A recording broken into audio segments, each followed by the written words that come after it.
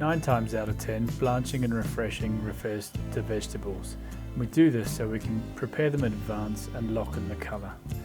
The key points are to have a reasonable amount of water compared to the amount of vegetables that you're blanching, and that it's on the rolling boil when they go in.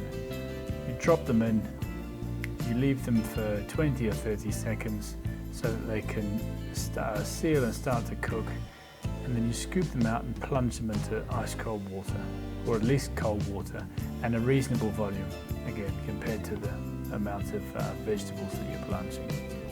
This helps them to retain their colour. They can easily be heated again just before service in a frying pan with a little bit of butter and some stock.